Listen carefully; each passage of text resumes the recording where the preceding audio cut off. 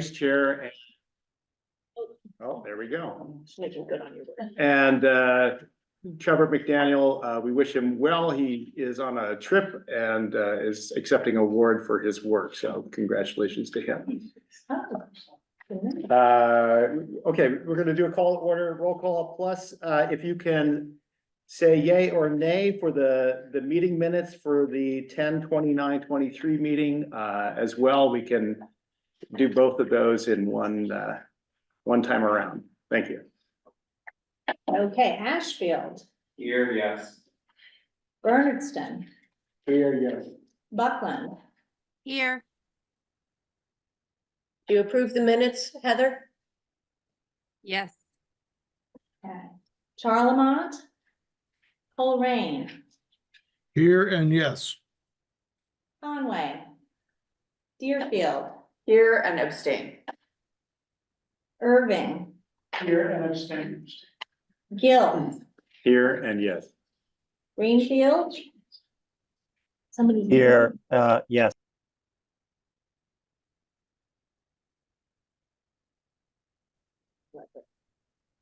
Holly. Sorry, hold on, I'm having a little technical difficulty. Okay, Holly, Heath, Leverett, Leiden. Wait, here. We're voting also on the minutes. I'm sorry, say that again. Voting on the minutes as well. Oh, Yay. yay. Okay, thank you. Leiden. Here and yes. Monroe. Montague. Hello, and yes. New Salem. Northfield. Brian, do you? Here and What? yes. Orange. Rowe. Shelburne. Here and yes. Shutesbury. Sunderland. Here and abstain. Warwick. Here, abstain. Wendell. Here, yes. Whately. Regionally elected representatives, Jay DeFuccio. Here, yes. Okay, and Jane is not here, and our regional planning board member, Emily Johnson. Here, yes. Okay. We've got plenty of people. We've got a full 76+% of the total weight of the council, and the minutes pass. Great, That means we have a financial quorum as well. excellent. All right, moving on to the council update. I'll give a quick update first. I'd like to welcome alternate councilor and Irving Select Board member Jim Lloyd. Hey, Jim. Welcome. And City of Greenfield Chief of Staff and alternate council Keith Barnacle, who I believe is participating remotely. Yep. Yep. I'm here remotely. Thank you. A warm welcome from the city of Greenfield. Okay. We also have Alan Genovese. And I was gonna say Alan Genovese was personally invited today. Thank you for showing up, Alan. Nice to have you here. Okay, is there anyone that would like to give an update on the MMA meeting this past week? Or say a few words about it? It was good. Yeah. Great Great. keynote speakers. Yes, great keynote speakers, good workshops. And it was good to be able to see people we don't see a lot. So, and talk to the reps, hear from the governor and lieutenant governor. All right, great. Just a couple of meeting updates. We have, let's see, a council will convene our next meeting on April 18th. And then we will kick off the new fiscal year on July 18th. So you might want to mark your calendars for those, April 18th and July 18th. Personnel committee update, the FERCog Personnel Committee needs 2 members to conduct its business. The committee tackles thoughtful and interesting policy work, yet participation is not a heavy lift. Please step up What for. could be better than that, people? It is not a heavy lift. Yes. If you're interested in warm bodies just to conduct business, I would do it, but if you're looking for a really active member, I mean, like, I'm willing to be there, please, so that the business. You should show up with me. Come on. We actually have a volunteer. I'll jump. There you go. I heard Paul and Dan. Nice to meet you. I only had to do half of my sales pitch. That's great. Okay, and then finally, I have some sad news to share, which is, Shelburne Councilor, Bob Manners passed away, last Friday after a long and courageous battle with cancer. And we'll be passing around a card for folks to sign.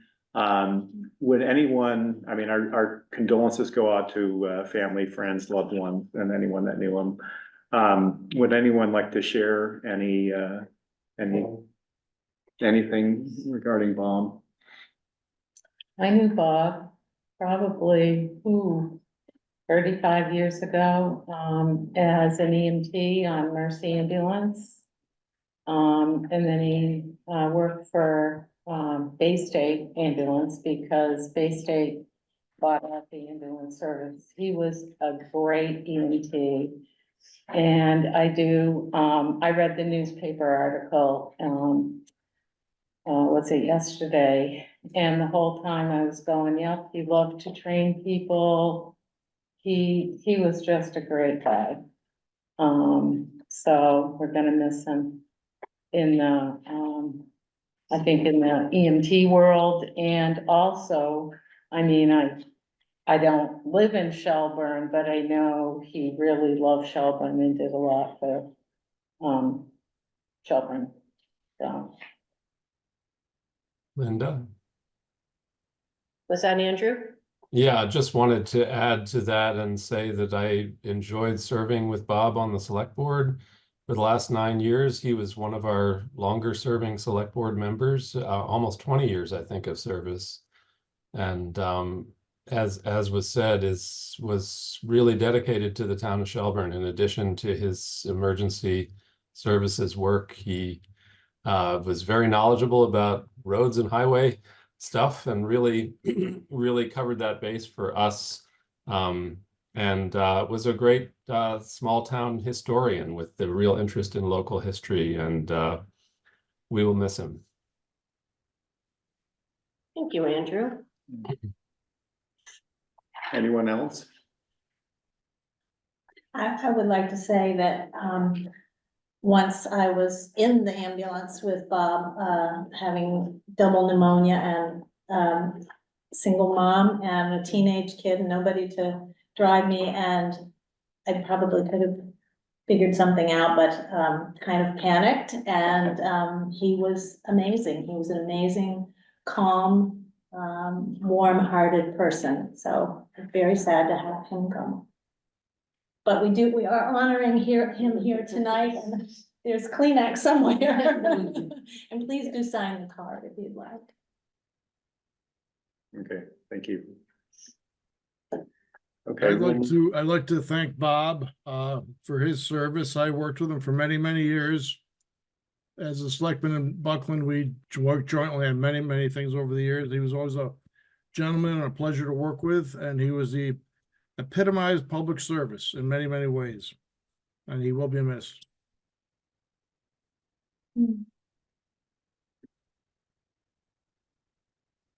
okay. All right, thank you for those comments. We'll move on now to executive committee update with looks like Kevin Fox. Yes, good evening. So the executive committee was active this month in reviewing resumes and conducting interviews for a deputy executive director. We had it was a robust process of many applicants who we'd like to thank for their time and interest. However, the members agreed with Linda that the ideal candidate was not identified. Linda and the members will continue to discuss alternatives and next steps, but remain committed to the position. Other business of the committee included a vote to approve the use of $150,000 of the Franklin County Emergency Communication Systems Capital Reserve to cover the match requirements for a U.S. Department of Agriculture pager grant.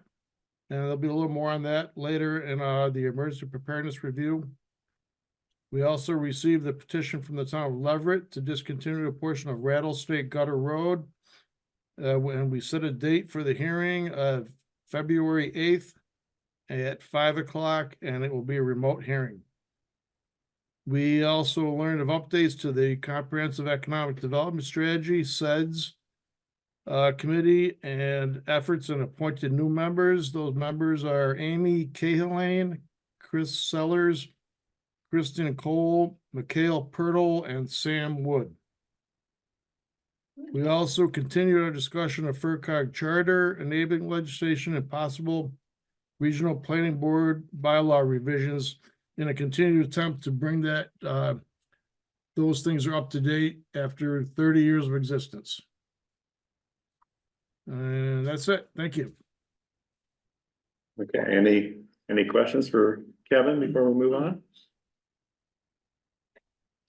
Okay, then we'll move on to executive director update. Thank you. Let me start with the governor's fiscal year 25 budget. For the first time, at least in my tenure at the Franklin Regional Council of Governments, which has been a very long time, as you all know, the governor issued a 4-page brief on how she is going to uplift rural communities. So specifically called out the needs of rural Massachusetts. So I would call that a win for all of us at this table for years of advocacy. Yeah. So let me summarize. They pointed out that 26% of one-stop awards were awarded to rural municipalities. I will point out that rural municipalities are 52%, but still we got 26% of the awards. There is a special $24 million specifically designated for rural road maintenance, which we assume will be distributed by road miles, not by population. Huge win there. $15 million for rural school aid, again, added to the FY 25 budget. Pilot acknowledges that rural Massachusetts is the lungs of the Commonwealth and has level funded, which is a $6.5 million increase from 23 to 24, and that increase stays in there. And also has identified the need for a disaster relief and resiliency trust fund for all municipalities. That bill creating such a fund has been submitted by Natalie and Joe. So that's really enormous progress for rural Massachusetts, and we should be very proud that we have advocated so loud and so hard for so many years, and that Governor Healy has recognized us. But there's more. I hope you all read that Conway got $1.2 million in disaster relief. Deerfield got 1.6, 1.8.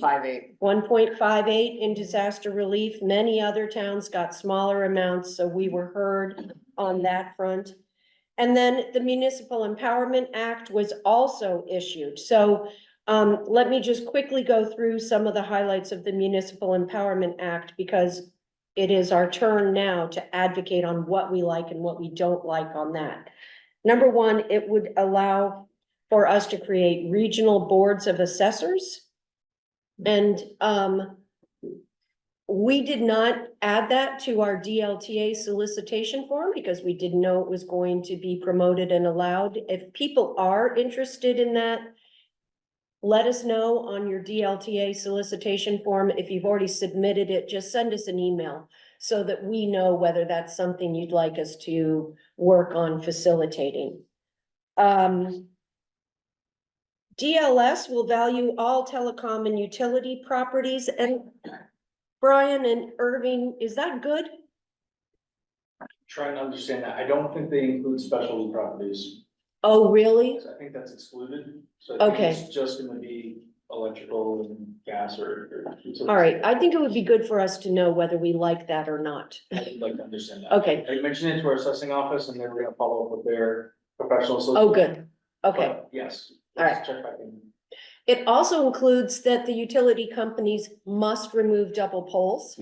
I know, that got like applause. Oh, my And- God. So much conversation. Exactly. Do it on full hearing. It would make hybrid and remote meetings permanent, it would make outdoor dining permanent, and it would make takeout liquor permanent, all of those COVID I allowances. know people in my town that would love that. Yes. Business owners. It allows municipalities to amortize emergency deficit spending. It allows communities to increase vehicle excise tax by 5% as a local option if towns choose to do that. It standardizes procurement so that you know how the schools can go up to 100,000, but municipalities 50. It will go, everybody will go up to 100. And those are some of the things in the Empowerment Act. Really, does everyone have the link? Did you receive the link? All right, look through it. And please, if you're sending in an advocacy letter, make sure that we get it too, so that we can make sure that we're advocating for the things that are good for Franklin County municipalities. That would be spiffy. Next thing is the CPRG grant, Climate Pollution Reduction Grant. There will be the opportunity for municipalities or councils of governments, regional planning agencies working with municipalities to submit grant applications. Grant applications would go to the federal government and would have to match the Massachusetts Climate Action Plan. What Massachusetts has focused on is decarbonizing buildings, municipal buildings and schools, meaning getting rid of all fossil fuels and making them solar powered or geothermal. The minimum grant award is $2 million, and it's a pretty onerous application. And so we are interested to know if any municipalities have municipal building projects, or if any school districts have any school district projects that you are interested in working with us to submit an application for decarbonization. It would not be an easy lift. It's a hard application, and we would have to prove the energy savings. So we are happy to do that, but we would need to reach that $2 million minimum, which we actually don't think would be that hard because it's not cheap to do this. So it's an opportunity. Let us know. We have to, by February 2nd, let EPA know if we will be submitting an application, and then the application is due April, sometime in April. There's a couple notes in the chat. About this. Leverett says they're interested, and Monica is interested in more about the same thing Brian was talking about. Nice. CPRG, Climate Pollution Reduction Grant. Greenfield is interested in that too. If someone could reach out directly, that would be great. I saw some numbers on a couple buildings today, and holy cannoli, that would be great. Thank you. Yep. So last quarter, we talked about perhaps making, trying to push through changes to the COG charter before this annual town meeting season. What we've realized is that making changes to the charter creates a cascading effect of changes to the enabling legislation, the Franklin Regional Planning Board bylaws, the TPO memorandum of understanding, et cetera, and that to do it well and to do it right, we're not going to be ready by April. So we're going to slow that process down and work through. We will be forming a special committee to look through that. So if anyone's interested, Paul is a good volunteer, but is anyone else interested in being on looking at charter changes with us? It'd be fun. Thanks, Does that mean I Jay. get to make all the decisions if I'm? Yeah, you do, Paul. Ellen, I think, said. Oh, she Ellen would as definitely, well, yeah. yes. Jay has to, since he wrote the original one. Yes.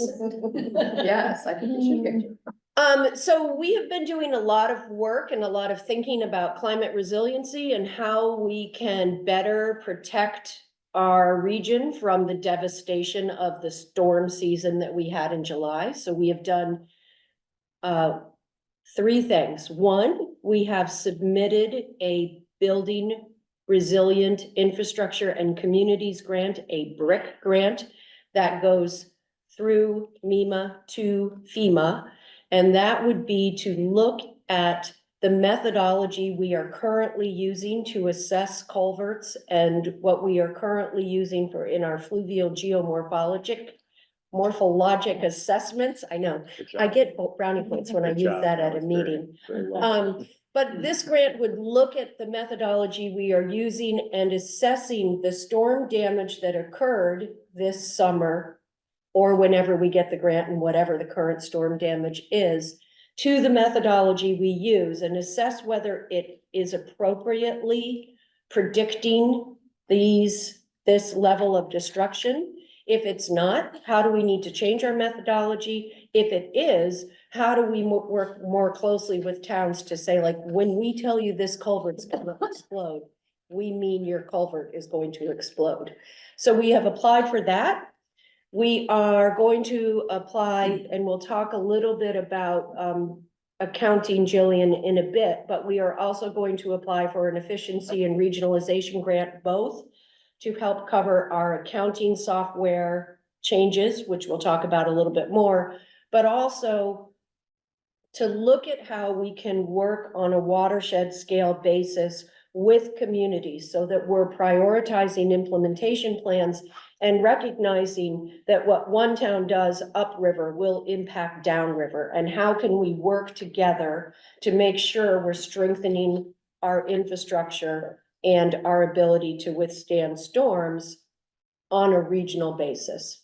And then federal and state legislators ask us to do the same thing in the Connecticut River watershed, and our first reaction was, well, what we do in Franklin County is relatively meaningless because we are impacted by what's happening in New Hampshire and Vermont, and then what we do impacts Connecticut. So we actually have the buy-in of every regional planning commission in Vermont, New Hampshire, Massachusetts, and Connecticut to pursue federal funding to look at the Connecticut River watershed and really think about that system and its tributaries in a multi-year coordinated fashion. So if we got that, it would be really freaking cool, wouldn't it? It would be. Yeah. So that's what we're doing on that. Hold on. Flipping. Phoebe will be leading on February 5th, the Board of Health opioid listening session to talk about how we might be able to regionalize our, the use of opioid settlement funds. That's February 5th, 6:30 to 7:30. Passing around the flyer. It's Is on it Zoom? Zoom. Yeah. Okay. Yep. Most of your health departments are already coming, so you don't need to come, but if you can pass the word on other people to come, that's great. Thank you. Digital equity, there's a whole lot of work and a whole lot of money related to digital equity. Very soon, MBI is going to talk about digital equity implementation, and it will talk about what municipalities in money that could go to individual municipalities. We expect we will be in touch with you to say, let's think about that regionally. There will also be lots of money about getting service to unserved areas. And as we learn more about this, we'll be in touch likely through town administrators. So keep an eye for that. Pagers. We finally got the federal earmark for pagers, literally executed contract this week. So that is going to provide pagers for all municipalities that are compatible with the Comer system. There is a match requirement for this. With the executive committee and finance committee, we made the decision to use the Franklin County Emergency Communication System capital reserve to cover that match rather than ask each of you for match, with the justification being the quicker we can transition the pagers to the Comer system, the quicker we can fully decommission Franklin County Emergency Communication System. So the other good news, I hope, is for that any municipalities that have already purchased pagers, if you can document and provide us the receipts for that, we can reimburse you for that, as long as you did not use ARPA funds. If you used ARPA funds to buy pagers, we can't use the grant because You already used federal money, is what we have heard. So we'll keep you more informed on that. We expect to start purchasing and distributing pagers in around March. We're placing the order soon. We're working, I think you know, we received an efficiency and regionalization grant to look at how to implement the recommendations from the after action report about the region's response to COVID. We're working on that and looking at it from a broader level and really bringing in the idea of regional climate resiliency, because it's all the same thing. It's all responding to emergency situations and how can we work better as a region. Andrea Woods retired and we have a new chief procurement officer, Laura Phelps. She comes from Greenfield with lots and lots of experience, so you all will soon be working with Laura. And you've already seen that Keith left the COG and is now with the city of Greenfield. So those are my updates. Oh, no, I'm sorry. Jillian, you asked about accounting. We are submitting an efficiency and regionalization grant that would help towns cover the cost of the software transition. Was that your question, or did you have another question? Yeah, just sort of we're wondering about timing, and because we feel like we're going to have to act soon and make a decision. So we're trying to figure that out. Bob, you want to add anything? I'm happy to work directly with you if you'd like. Talk about that. I've been working this through the town administrators. Like share information, so but I'd be happy to come out to a meeting if you'd like. Did you hear that? Bob says yes, he'll help. Okay, I will talk with Glenn and get back to you in terms of whether he wants to continue communicating with you or if he'd like you to come to a meeting. Awesome. Sounds good. Thank you. Any other questions or comments? I have Yes, a few. okay. Okay. Mm. One is the regional assessors. I haven't had a chance to look at that. What is the role of the regional assessors? Are they a supportive role to the towns, or are they taking on a different role? My understanding is that it would eliminate the need for town assessors. Completely. Is that what you took away? Yes. Anyone that was at MMA? The staff or the board? The board. The board, Okay. Yeah. So the staff would stay and there'd be a regional. Well, you could, I think, have like a shared. but you can have shared staff as Yeah. well, was what our understanding is. But the tax rate still is set by each. Yes. Right. Each, Right. yes, it's not a regional tax rate, because that would be. We can't get it on our. Hard. Yeah. Okay, that's interesting. And then the Connecticut River grant, how does that fit into what's going on with FERC? Well, that's interesting, because that was another reason why we were like, oh man, we can't tackle the Connecticut River, because Right. the Connecticut River in Massachusetts is all dammed. And so, I am actually going with colleagues from all 4 states to DC in middle of February to pitch the project idea, and the FERC conversation will be held before we go and pitch that idea, because we've got to figure that part out. Okay. And then lastly, because we are coming up on our, in Gill, we're coming up on a renegotiation of our cable and broadband contract, that the cable equity or the digital equity, which I could fit into that. Are we making sure, because we had some issues with that last time in terms of what was happening with MBI, and making sure communications are going to be very open in terms of what the opportunities may be, even though we're in negotiations. Yep, it is we are aware of that issue. It's the BEAD grant, the BEAD that Charter, Verizon, Xfinity have all applied for BEAD funding, and the BEAD funding stands for. So actually, it's a different federal funding that's going to the Mass Broadband Institute, it's the gap infrastructure funding. Thank you. And we know that Comcast and Verizon and AT&T all applied back in December, and their announcement should be made in February if they got the grants, as well as GSET and some of the other municipally based programs. I don't know about Charter. Are you a Charter or Comcast town? For Comcast. Comcast did a Yeah, lot. and we're trying to finish up our, last 4 or 5%. Right. And that's what this funding is specifically for, Right. is getting. We that. figured as much, so, okay. And so what we don't know is, so now, once the gap funding has been given to the cable companies, what we don't know is how we are going to, at this point, how we are going to identify, are there any other remaining unserved houses after Comcast has received the gap funding, which we assume they will receive. And then, but we're gonna have to work with MBI for that, because then, if there is, then you could apply for funding to get those last Which is served. that federal BEAD broadband. deployment. Equity. Yeah. That should be, so there's a mapping process to figure out what is unserved. If there's any remaining that are unserved households after the gap infrastructure. And identifying those households and then applying for this federal BEAD money, which would be over the summer. Okay, so it's important for us to stay in communication about that. All right, and we have a few, or a couple of questions. Steve, why don't we go with you first, and then we'll go to Andrew. Sure, thank you.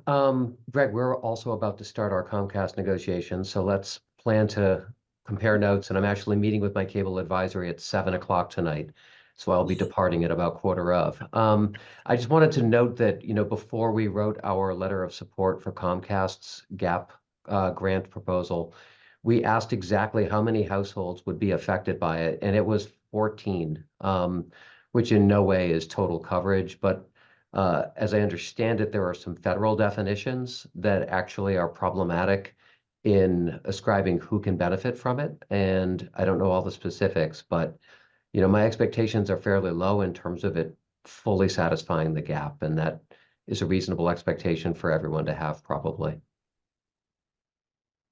Okay, thanks, Steve. Andrew? Yeah, Linda, I was wondering if you could say a little bit more about this regional assessor idea. This is the first time I'm hearing about it.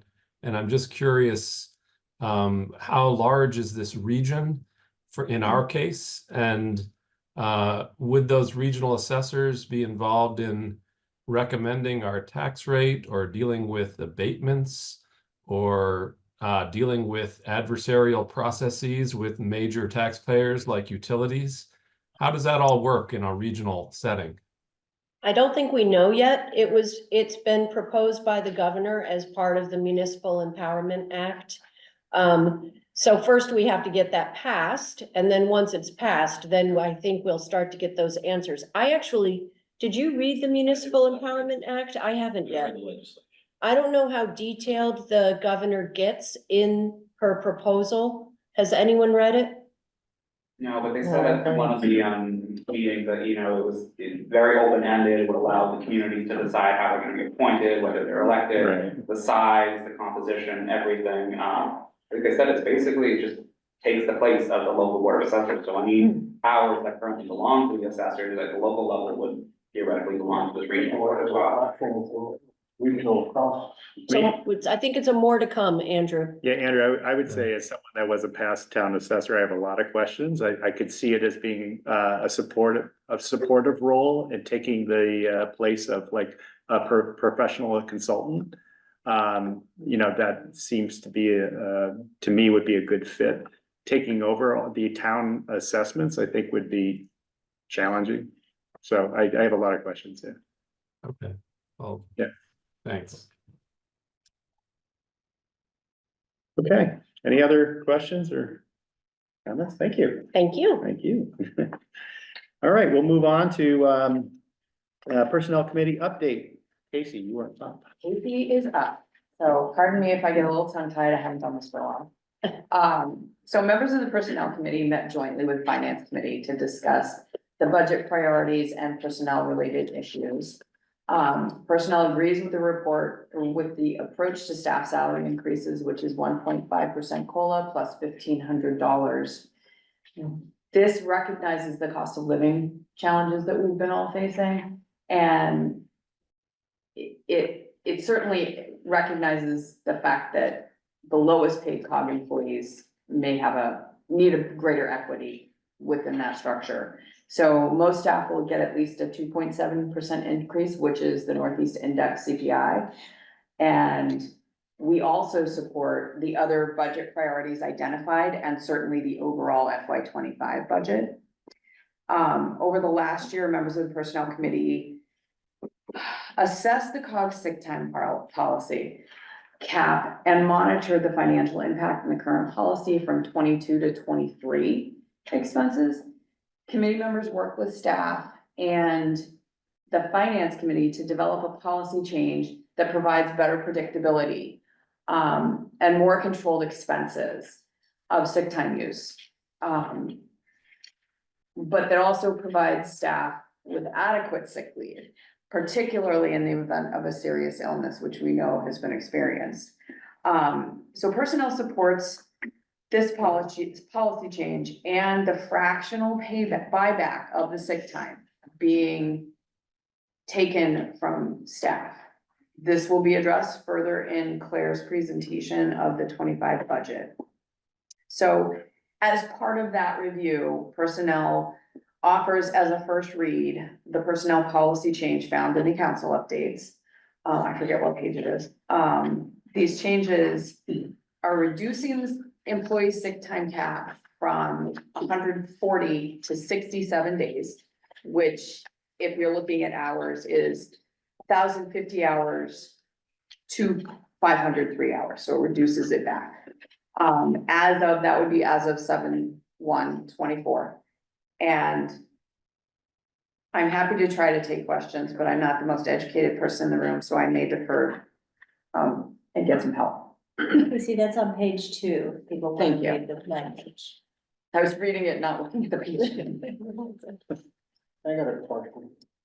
Or just, I don't know if I understand what you're talking about with a salary increase of 1.5% plus $1,500. And if it's a lower paid staff member, where is the cutoff? Is it the cutoff at 40,000, 50,000 that they get this? And how does this work? How do you determine which one's gonna get this amount and who's gonna get the other amount? Oh, no, No, all staff would It's get, all staff. all staff would get added to their base salary would be $1,500. And then a 1.5% increase. So it's additive. It would be both. Instead of a set COLA, it would be doing the two-parter. And then the result of that is the lowest paid staff get the highest percent increase, and the highest paid staff get the lowest percent increase going It's designed to into. create some equity. So you're saying that, somebody might get 3%, somebody might get 1%, that type of thing? Mhm. Andrew, you have a question? Well, Oh, sorry, go ahead. to finish up on that, I'm very interested in this because we're going through basically the same type of thing in our small town and trying to figure out how to deal with the, lower paid Right. and what's fair and what's not fair. But when you give like a 3% increase and you got somebody that's only making, say, $20,000 a year. This was exactly the That's reason not much, that this that's was not much of developed. an increase to their pay, Right. like somebody that's making 80 or 90. So, but you don't have a break off where you're gonna say that this person's only gonna get 1% beyond the 1,500 and the other person's gonna get. Everyone gets the 1.5. Yep. Everyone gets the 1,500, but Right. what the 1,500 does is makes it variable. It kind of creates this higher increase and lower increase depending on where you are in the hierarchy of the COG. Thank you. So the 1,500 isn't a one-time, it's a 1,500. No, it's not a bonus. It's added to the base. It's added It's to- added to the salary. Okay, Andrew? My rough mathematics leads me to the conclusion that if you earn, say, $75,000, that represents about a 3.5% increase. Am I on the mark there? Claire is nodding. Yes. Yes. Okay. I don't know what the median salary is at the COG. I was just using that number as an example. But just as a point of reference for people in the room trying to figure out what it is, what real percent raise we're talking about plus or minus if you go above or below that with a salary. My real question is actually more about the proposed buyback of health benefits, which in most workplaces are not monetized. And so I'm just curious about that because, again, my math shows me that if somebody were at the max with this, you would be buying back 73 days at $100 a day. So that's $7,300 in 1 year, plus the 3.5% increase. That's a pretty hefty increase for somebody in overall salary, cash benefits in a given year. So I don't know how many people that would be true of at the COG. But I think that kind of information should be included when we consider whether this makes sense to monetize sick time. And whether it makes sense if the board votes for that, whether it should be done in 1 year or 2 years as an approach. But I think, speaking to it both in policy terms, but also in terms of the actual dollar impact and what the overall, what percentage of employees are kind of at the max there and that kind of thing might inform whether you want to monetize all of those sick days or not. Do you want to respond? Do you want me to respond? I don't know that I can respond to all of that because that was a lot to remember and respond to, but there are something like 7 employees who are at the max. And the policy in its entirety would affect 15 people. Out of about 60. 60 of us. So it is, it's a small number of employees comparatively. Your math on the $100 per day is solid. That is pretty much accurate. That is very close to the number that I got. And of course, balances will change between now and June 30th when we finalize where everyone is and how this happens. And I think the only other thing, Andrew, is we did do a calculation of doing this over 1 year or over 2 years. And because if you do it over 2 years, it actually costs the COG more because people will have earned a whole nother year of sick time. And so assuming that sick time isn't used, it would be more expensive to do it over 2 years. My suggestion was not that you would prorate the policy over 2 years. You could make the policy change and just say it will be paid out over 2 years. If you want, if your concern with the 1.5% salary increase is to try to help people at the bottom end of the salary range, my guess is this is probably more helping people at the top end of the salary range, which would go in the opposite direction of widening that gap. So that's one reason I was suggesting maybe think of it as a 2-year payout where people are getting a 6% increase rather than a 12% increase in a given year. It will be paid out as a one-time. It will not change base salaries. Right. And yes, it does affect people with more tenure here who do tend to be higher in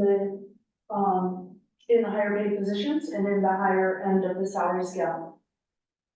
We have asked in the budget for the possibility of paying it out over 2 years, and we have to figure out how to do that. If we split it in half for employees, or if half the employees go first and the other half, on June 30 and the other half on July 1. So, but that's a budgetary restraint based on what we have capacity to do within the budget lines. We hadn't thought about it in terms of our employees' total compensation and their tax burden to the state or the feds. I hadn't thought about it in those terms yet, but it's a one-time stipend sort of payout. I understand. I'm just suggesting that you think about it both in terms of can we afford it and what are the equity consequences of that in terms of the overall proposals about salary and benefits? I think that what personnel, finance and staff who worked on this were trying to balance was how we manage, how staff feel about this, that this is taking away what is a perceived benefit that staff have owned and have earned and have held and have taken care and custody of for many, many years, and how we could limit the financial liability to the COG, make the financial liability more predictable, while also recognizing that this won't feel good to all staff. I've already had staff come to my office to say, you are taking security away from me by doing this. And so and that's part of the reason for the payout, Andrew, is to pay out a fractional amount to say, we understand what we are doing. We understand that this is going to feel bad to some people, to feel a little scary to some people. And yet for the financial security of the COG, we just need to make some change. Because the sick time, I think we've talked about this in council meetings before, we just screwed up. When we made the cap 1,050, we really forgot to calculate that as people are on the long-term medical leave, if they're still on payroll, they're still earning holiday time and vacation time and more sick time. And if it crosses a fiscal year, 3 personal days. And so for our staff that are at the highest vacation earning, that calculates out to earning about a day a week. So as I have done in many settings, I can use myself as an example because it's me. If I got seriously ill, we've already made some changes that would prevent this, but in the previous carnation, it's not a reincarnation. The way our policy was before was I could be out for 9.5 months based on the amount of sick time I have, plus the time I would continue to earn. And that financial liability on the COG would be really significantly damaging to the COG's financial status. And so that's where we've tried to create this balance.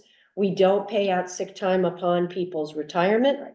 We considered that as an option,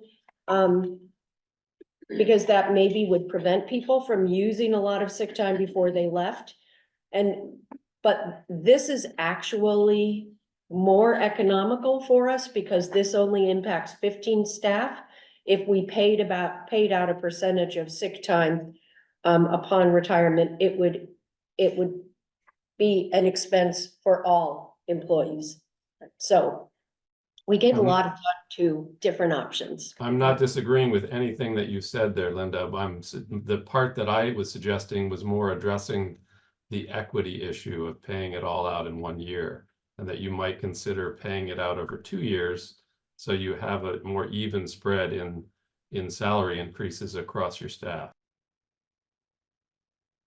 Not really a salary. Yeah, increase. it's not a salary increase, increase, no. yeah, It's a something. one-time. Yeah. And then It's one thing interesting that concept, Ms. Burnham's been, we're kind of going through the same thing. We've had some of our older employees leave, and one going 5 years, and the payout is incredible. It's massive. We did the same thing, we didn't look at what those days are gonna mean, so now we're in the process of how we can get this back and make sense of it.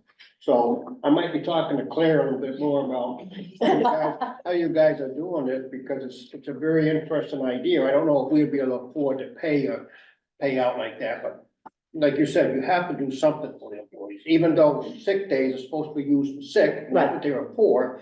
Over the years, they have become entitled to that. Right, Yes. yeah. So you have to That's find part a of way it. to. Can I Hold one second, just, Steve, did you have you had your hand up for quite a while, so thanks for your patience. I didn't know if you. Yeah, I didn't want to like increase the length of the conversation. I think if I understand what Linda said, my primary concern was addressed, which was, are we paying people out on their sick time for 503 hours upon termination or retirement?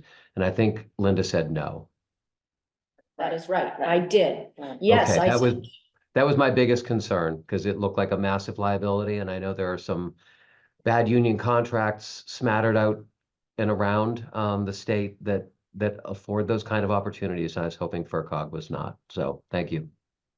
Yeah, do you guys pay into social security? You don't, okay,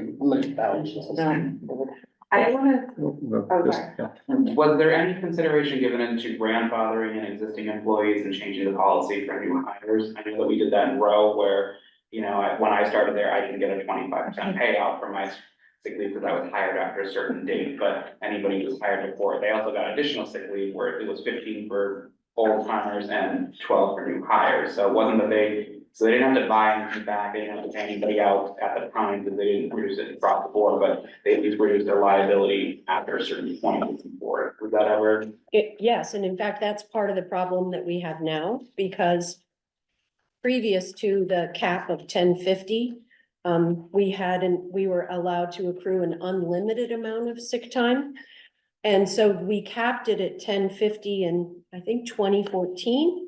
But at that point, we said anyone who is above 1050 now will not lose any sick time. And anyone who reaches 1050 will stop earning sick time. So using me as an example again, I had more than 1,050 hours in 2014. So I have not earned any new sick time since 2014, but I still have more than 1,050 hours because what we should have done was cut my sick time. I just wanted to kind of speak to the equity piece a little bit. I totally agree with all of the proposed changes. I think something you said, Linda, is that it only affects 15 people. And I think I would push back on that a little bit because as a culture, there's certainly some folks there who have to care more for their children or their parents. And so it's affecting them in a different way. So I would just kind of make sure to be aware of that in communications, as I'm sure you are, but. Yeah, the 500 hours is 13 weeks. Yeah. So that we don't feel like we're cutting. No. And remember, for those of you for new council members, or for those that don't know, we also pay for long-term disability. And so if someone is out for a very long illness and can't come back, then long-term disability, COG paid, long-term disability kicks in. So we feel like we are caring for our staff still in a good and strong way.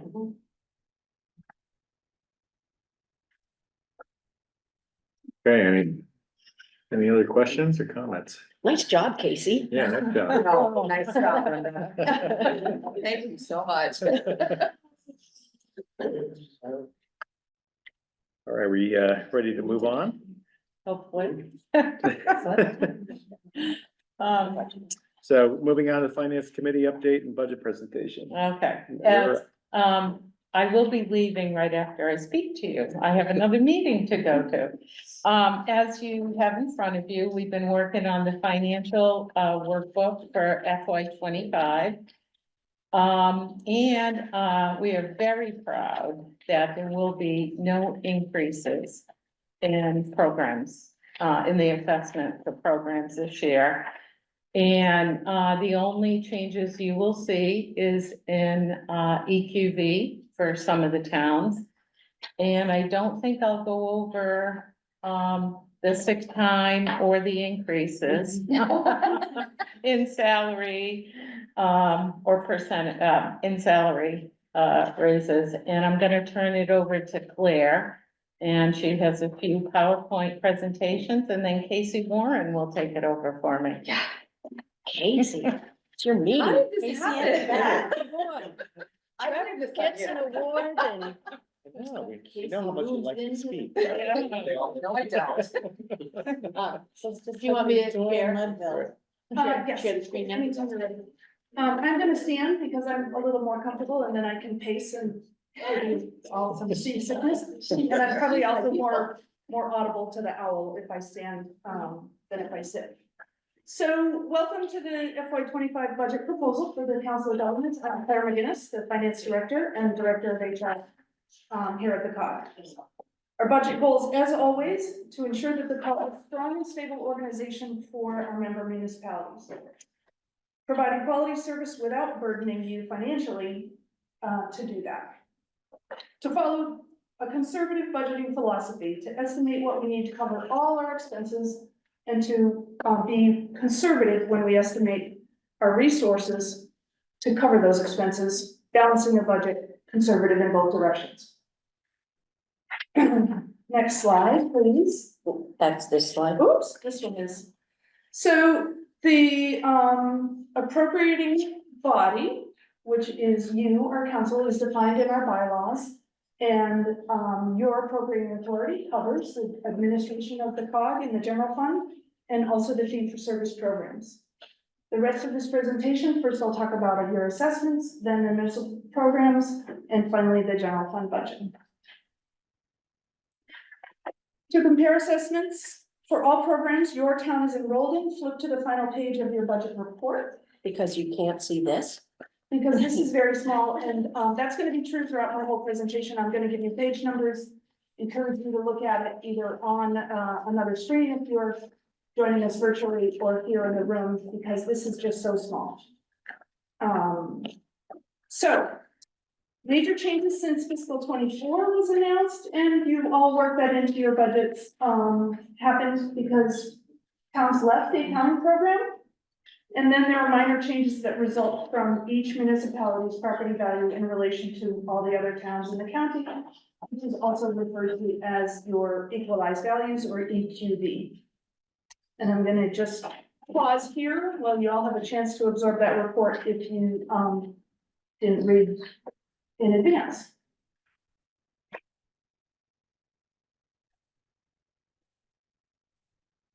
I'm sure it says it. Which towns left the COG? Towns didn't leave the COG. If I said that, I misspoke. Sorry, they left the accounting program. So Leverett, Cedarland, Ashfield, Bernardston, and Worthington are 5 towns that left the accounting program. Williamsburg, sorry. I was under the impression that Shelburne and Whately were going to have to leave the accounting program this year, or is that next year? What do you define year as? You're on. Oh. Are you? Sorry, FY25 starts this January, right? July. Or, I'm sorry, just July. Right. Oh, I'm sorry. We're in the year you're talking about. Or are you talking about the year beginning next July 2024? Yes. So I see Shelburne still in the accounting program for that. Until you give us notice that you're out, I'm going to include you as in. Okay. And I know Thank that you. a lot of times I actually sort of address this when I get to that part of the budget. But Sorry about that. all of the towns in the program are having to think about whether to be in or not because of the software fees that are and licensing fees that Zobrio, the software provider, is shifting to the towns instead of the very favorable agreement we've had for the last long time. 7 years. Well, 7 Did you years just say in 20 MIT. I don't years? know how long it was in the Yeah, software yeah, program yeah. before that. More than 16 years, that's how long I've been. Yeah. So yes, more to follow The on the new guy. accounting program. Yeah, it really is. Anything else on this page of numbers? And there will be more to follow on the accounting program, but so these changes are the towns that left as of July 1, 23 and are not in for the year that we're in. Because the budget for FY24 was set in December of 22. Those 5 were in the budget, and this is the first time the budget reflects their departure. And Steve has his hand up. Steve? Yeah, just a quick question. So this table doesn't include the Franklin County Emergency Communication System charge, does it? It does not. You're So right, it what- does. Where is that found? Because I couldn't track that down. I think we've done the budget, but I don't think we have figured out the impact. This is always one of those chicken and eggs, Steve, that it's a lot of work to figure out how we're distributing the FCCS, the emergency communication budget. So we usually wait until after the budget is adopted or not, and then figure out the assessments. But overall, it's a 4% decrease. Okay, so we would not be concerned about an increase over last year's figure, but we don't know exactly how it's going to fall. Correct. Correct. Okay, thank you. Okay, ready to move on? Thank you for watching the screen. It's so late. So again, in summary, and I guess I can skip a bunch of this because we talked about it. No increase in regional assessments, which are described as the regional services assessment, the statutory assessment, following a 5.5% decrease in FY 22 and level assessing 23 and 24. There could be small changes up and down, as you saw on page 24, town by town, and that's because this is the first time we absorbed the 2022 EQV changes put out by the state. That chart is on page 4. And remember, every town has an increase because these are the 22 property value changes that result from everything that happened to us during the shutdown and rural places suddenly becoming a little more desirable to live. So whether your town is up or down is actually in relation to what every other town did and the total EQV for the county. Make sense? Yeah, let me just ask though, what we're seeing, the percentage increase should be, it's an increase in terms of relationship to everyone else in this within the assessment, right? Because I know our assessments went up higher than that, I believe. So, for instance, Gil's, it's a 6% increase. So that's this change divided by the prior year. That's your 6%. Okay. You may have. Of your EQV. Of your EQV, right? Yeah. Okay. Oh, I see, Yeah, this is just the state. Countywide, Yeah. the total change is 9%. Okay. That's this changed by the prior year. Gotcha, okay, thanks. Okay. And just to say again, and then I promise I'll stop saying it, it is the first time in my tenure here that none of the municipal programs have an increase in their assessments. Questions? Sorry. Every good budget presentation should talk about staff. It's not only our largest expense. Say it again. Where can we find a formula for this, EQV? I pulled that off of the state website. If you go to the municipal data bank and filter for Franklin County towns only. He'll tell you the formula to figure it out. To figure out my Yeah, I'm just trying to percentage. figure out, like, for Burris, we're in a small town, or got 17% increase, that seems pretty high. So I created that number by taking your 22 minus 20, that is in the change column, and then divide by the 20 number. I understand how you got it. Okay. I just understand how. The total 2022 EQV comes from the DOR website. Okay. And I assume that's the process where the assessors get the value certified and it winds up there. Right. Yeah, okay. So back to staff. Staff is our largest expense. It's always also our finest asset. So again, this print is really small. If you want to follow along, the chart is on page 7. The proposal in front of you for FY 25, our head count is down 3 full-time positions, 2 in accounting that we've sort of already talked about, and 1 in grant programs.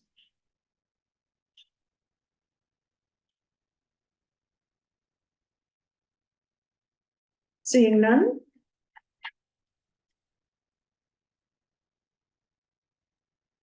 I still have a question about accounting, but I'm waiting until you say you've gotten there.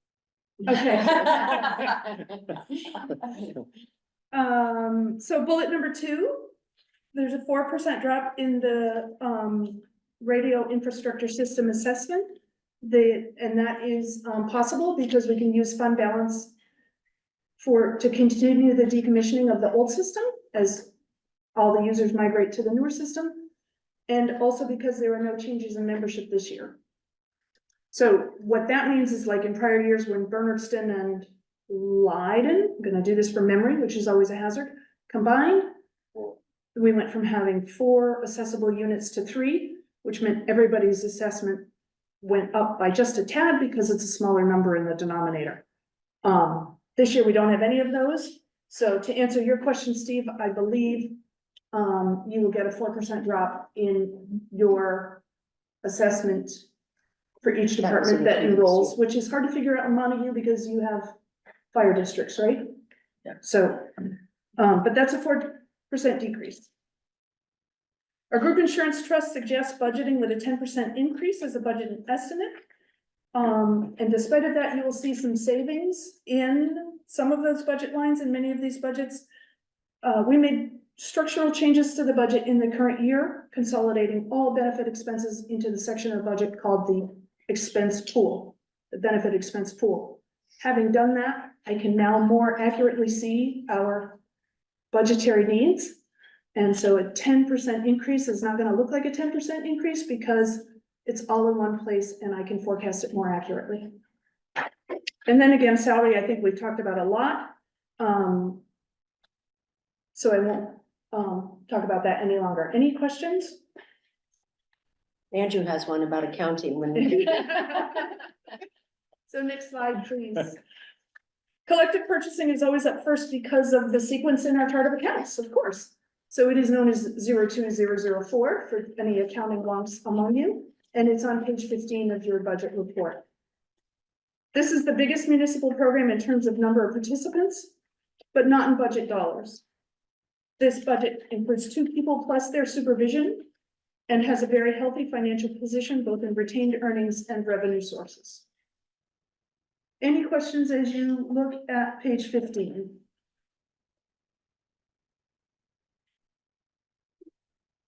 Okay, let's go to the next.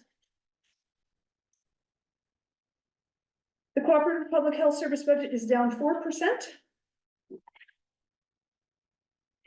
And the numbers are on page 16 of your report. The CPHS budget that's voted by the council only includes that portion of the program funded by town assessments. The program uses these small assessments and seeks grant funding to expand the list of services available to members, leveraging something pretty small into something much bigger. The actual number of people working in the health department is 8 in in fiscal year 24, and there's no change in that in the FY25 proposal.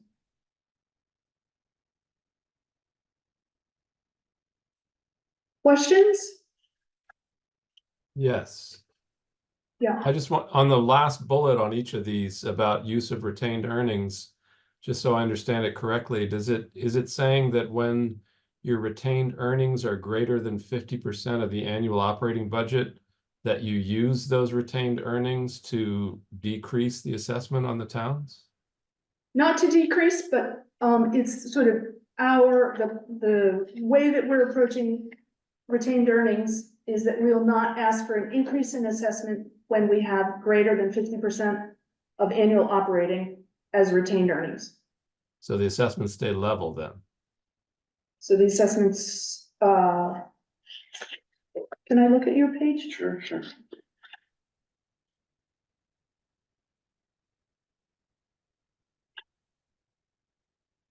The assessments stay level, yes. We do not ask for an increase. Thank you. You're welcome. Anything else? We haven't formalized this policy. We've talked about it with the finance committee. I guess we're just gonna use it for a couple of years and make sure that it works. If we formalize it, then we have to unformalize it if it doesn't work.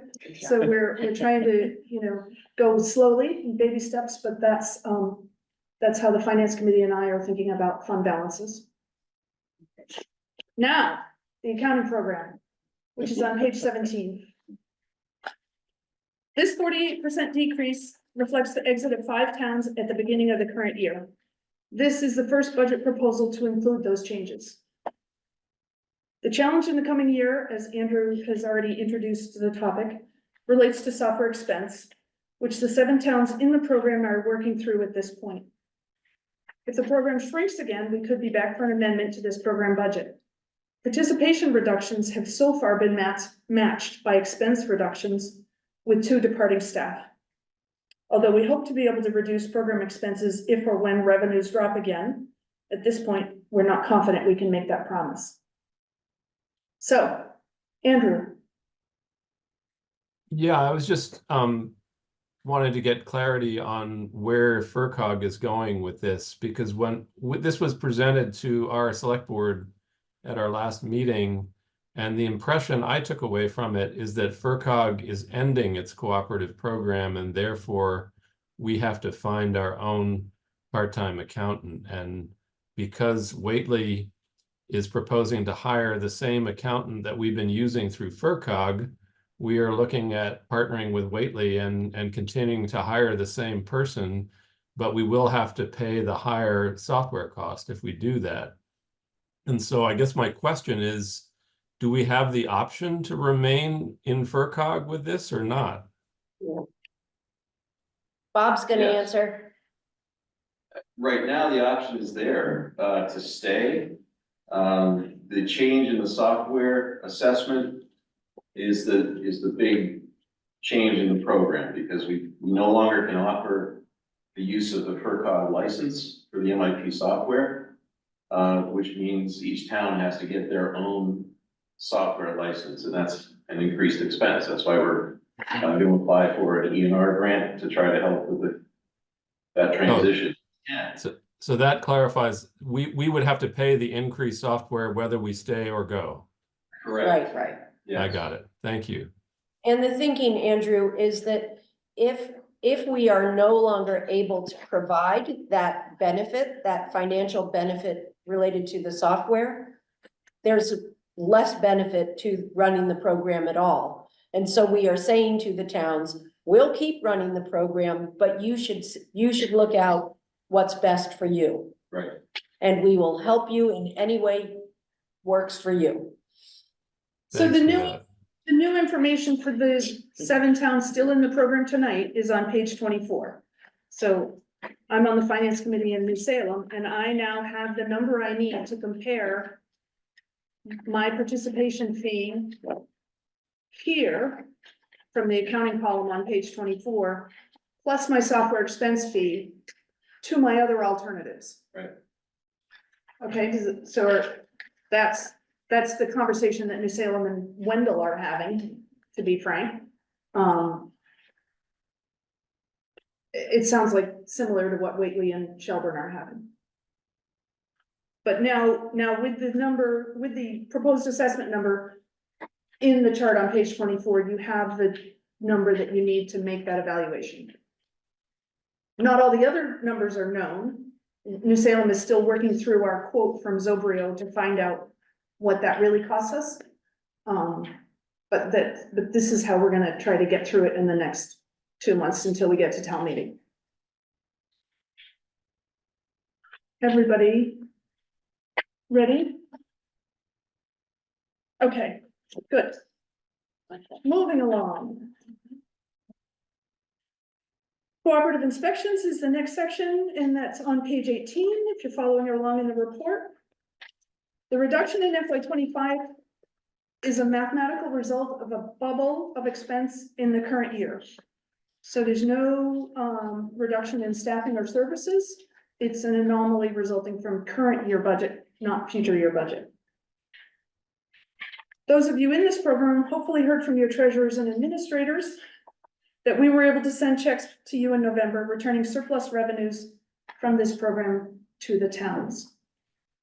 This action makes good on FERCog promise to our members to be good financial stewards, to provide reliable services, and to have stable funding sources.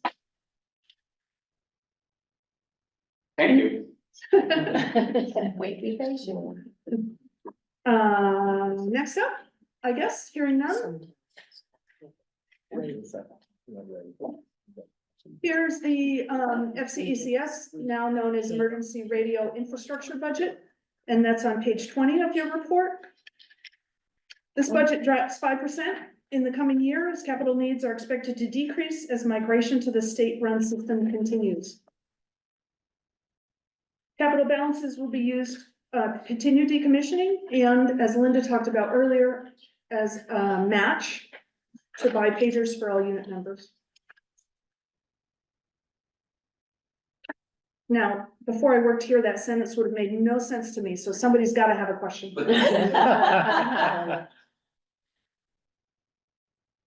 Okay, let's keep going then. Can I ask a quick question? Sorry. I'm sorry, I'm taking us back 2 steps. If Wendell were to join the FCCCIP, the inspection program, would it be, how do we know what cost it would be? I just sent an email to Glenn. Okay. That outlined all of that, and be happy to talk to you more about that. Thank you, Bob. Maybe we do just need to have you come to a meeting. There's a lot of topics for Bob.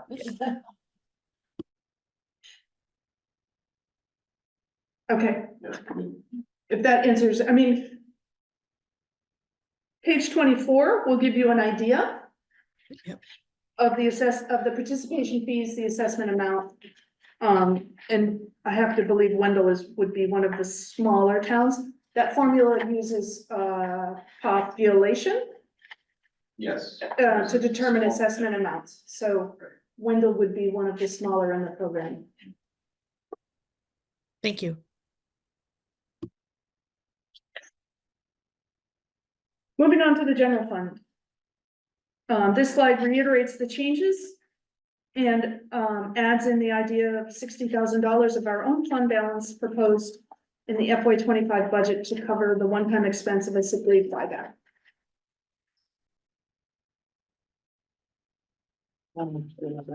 Watching for those hands to go up, seeing none. Next slide, please. Why a sick leave buyback? Again, we have sort of talked about this. Very large balances in accrued sick leave are a future liability. Our experience, there's an error here in 22 and 23 was eye-opening. And that is about the nature of the expense. The new cap proposed is 503 hours, which is 14 weeks, and dovetails with the agency paid long-term disability insurance that picks up at 14 weeks. Can I jump in for a second? Steve Ellis, what time do you have to leave? Did he already leave? Yeah. Oh, did he? Okay, he could be already gone. Yeah, Okay. I can ask the chair to, if they can forge ahead without me, but the committee hasn't met in some time, so they were kind of relying on me a bit for facilitating. All right. We Do you have a forum if I have to go? We do, Yeah. We still do, as long as no one else leaves. Yeah. You're all trapped here. I'm gonna leave too. I'll tell you what, I'm gonna run up and see if I can just beg off for as much time as I need, so. Thank you, Steve. We don't have a proxy vote method. Okay. You want to just cut to the vote? Sorry, joking. Recognizing this is a significant policy change for our employees, we do want to compensate some of them with very large balances with a one-time payment. The total estimated cost is $86,000. It's likely we can afford to complete this in FY24. If not, and again, most conservative and most transparent budgeting, I put $60,000 in the FY25 budget in case we do have to spread it over 2 years. And so that it shows up in a budget. It's not hidden in the current year.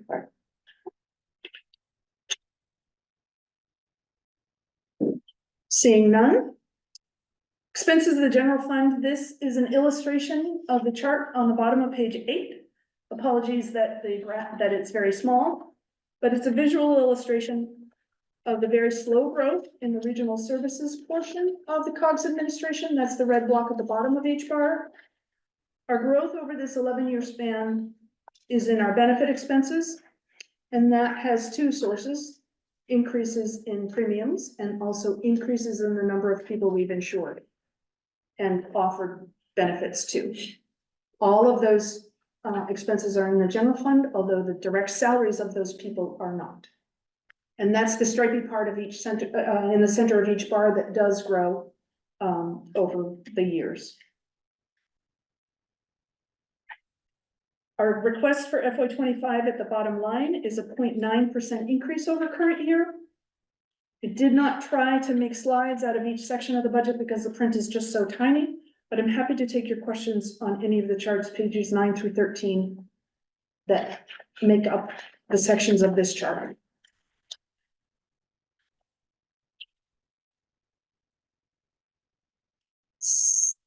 I think I'm again seeing none. Next slide, please, is about revenues, and this illustrates the chart in the middle of page 8. Again, the stability of the bottom block demonstrates how membership assessments over an 11-year period have hardly changed at all. The growth is in the middle section of the bar again, and this illustrates how COG has covered its administrative expense with grants and contracts using an indirect billing method. For the first time in a very long time, interest rates on bank deposits are high enough that interest earnings register on the graph. And that's the small solid block at the top of those bars. Questions again on any of the general fund budget tables or accompanying text? Okay. Thank you for your attention to my long-winded explanations, and I'll give the floor back to Casey. We're not gonna Right there, explain read the right correct from page. I really hate us all Okay, I guess I'm up. Yes, you are. I move, oh crap, I wrote this down because I love this finance committee meeting. And poor Kevin had to save my derriere on it, so I actually wrote this. So I move that the council approve the FY 25 council budget totaling $5,021,329, of which $3,112,143 is for the general administration of the agency, and $1,909,186 is for the municipal fee for service programs. I have a second. Second. Why don't we start with Steve? Okay, roll call. Is he here? Okay, yeah, we'll start with you, Steve.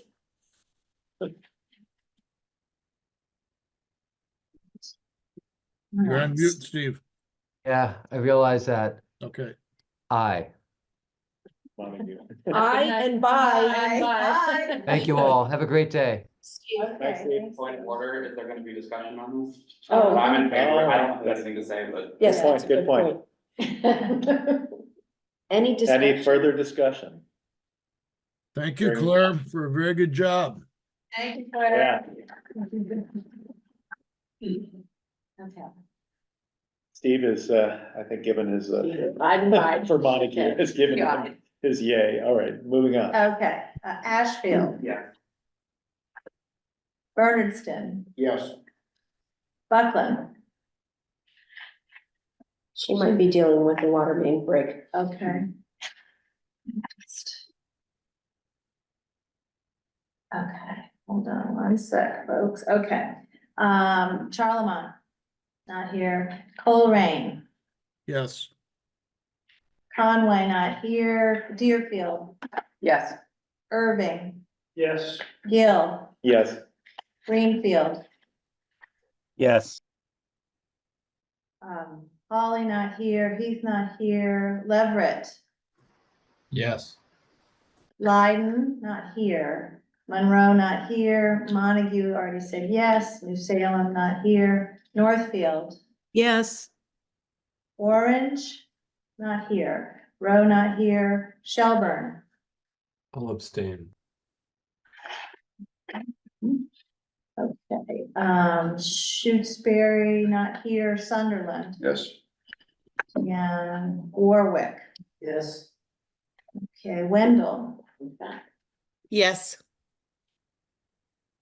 Whately's not here, Buckland is back, I hear. Is that correct? Yes.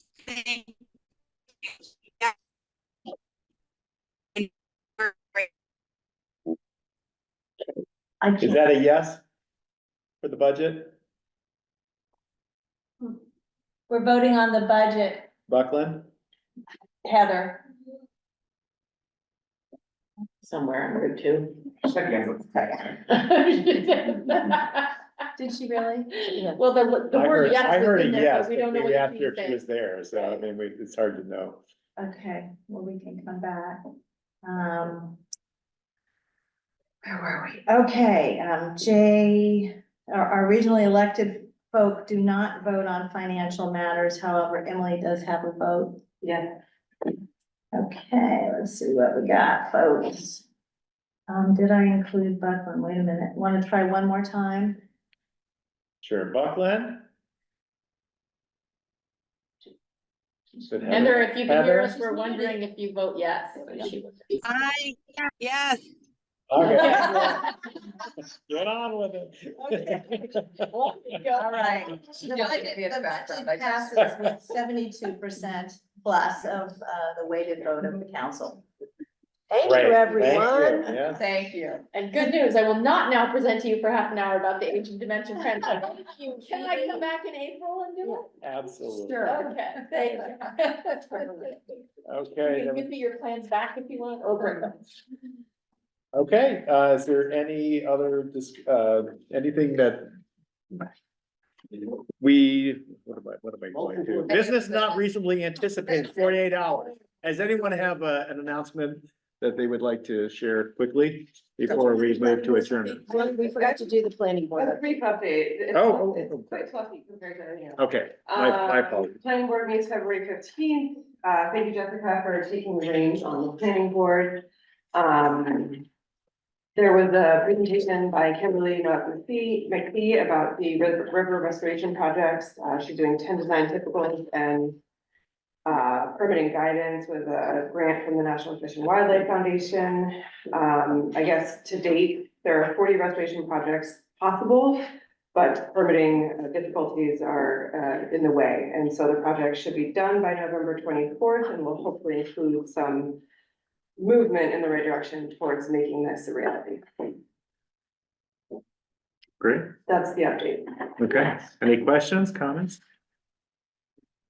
Motion to adjourn. Hearing none, motion to adjourn. Is that you, Stan?